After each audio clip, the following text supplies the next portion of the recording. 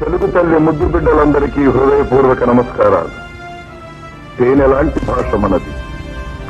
నల్లయ్య శ్రీకారంతో, తిక్కయ్య నుడికారంతో, ఎర్రయ్య అలంకారంతో త్రిలింగ దేశానికి కలహంసలా, కలకంఠిలా, కలకలలాడే కమనీయమైన భాష మన తెలుగు భాష పుట్టింది. తెలుగు. నేను తెలుగు అని చెప్పడం నాకు చాలా గర్వంగా ఉంటుంది. తెలుగు అంటే కేవలం భాష కాదు, 3000 సంవత్సరాల చరిత్ర గల మధుర గేయం. తెలుగులో ప్రతి అక్షరం మన సంస్కృతిని, చరిత్రను, వారసత్వాన్ని చాటుతుంది. ప్రతి అక్షరంలో సంగీతాన్ని నింపుకున్న భాష తెలుగు భాష. తెలుగు భాష గొప్పతనం చెప్పాలంటే ఒక్క సంగీతమేదో పాడునట్లు భాషించినప్పుడు వినిపించు భాష, విస్పష్టముగా నెల్ల వినిపించినట్లు స్పష్టోచ్చారణంబున నొనరు భాష, రసభావముల సమర్పణ శక్తి యందు అమర భాషకు దీటైన భాష, జీవులలోనున్న చేవయంతయు చమత్కృతి పలుకులను సమర్పించు భాష, భాషలొక 10 తెలిసిన ప్రభువు చూచి భాషయన నిద్ది అని చెప్పబడిన భాష, తనర ఛందస్సులోని అందమ్ము నడక తీర్చి చూపించినట్టుది తెలుగు భాష. ప్రపంచంలోని అత్యంత అందమైన భాషల్లో తెలుగు ఒకటని మీకు తెలుసా? పాశ్చాత్య భాషల్లో ఇటాలియన్ను తీయని భాషగా పరిగణిస్తే, భారతీయ భాషల్లో తెలుగును తీయని భాషగా, ఇటాలియన్ ఆఫ్ ది ఈస్ట్ అని కొనియాడతారు. తెలుగు భాషకు ఇంత మాధుర్యం రావడానికి ప్రధాన కారణం తెలుగు భాష అజంత భాష కావడం. అచ్ ప్లస్ అంత అంటే అచ్చులతో అంతమయ్యే మాటలు ఉన్నటువంటి భాష. రామ మాలో ప్లస్ ఆ, హరి రీలో ఇర్ ప్లస్ ఈ, ఇలా మాటల చివర అచ్చులు ఉండటం వల్ల ఆ మాటలకి మృదుత్వం వస్తుంది. ఆ మాటలు వినసొంపుగా ఉంటాయి. ఆ భాష సంగీతానికి అనువుగా ఉంటుంది.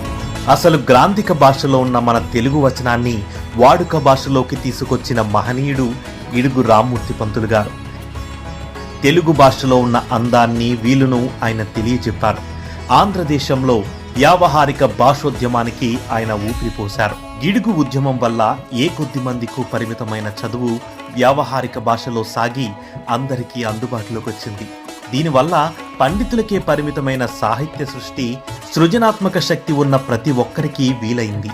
అందుకే ఆయన జయంతి రోజైన ఆగస్టు 29ని తెలుగు భాషా దినోత్సవంగా జరుపుకుంటున్నాం. మన తెలుగు స్వాభిమానాన్ని మేల్కొల్పిన మహనీయుల్లో స్వర్గీయ ఎన్టీ రామారావు గారు ఒకరు. ఆయన తన సినీ ప్రయాణంలో 300కు పైగా సినిమాల్లో నటించారు. ఆయన ఎక్కువగా పౌరాణిక, చారిత్రక పాత్రలు పోషించడం వల్ల తెలుగు సాహిత్యం, పద్యాలు, కావ్యరసాలు సినిమాల ద్వారానే సామాన్య ప్రజలకు చేరాయి. చదవలేని వారికి కూడా తెలుగు సాహిత్యం ఆయన నటన ద్వారా పరిచయమైంది. ఏమంటివి జాతి నెపమున సూత సుతుల కింద నిలువ అర్హత లేదందువా? ఎంత మాట!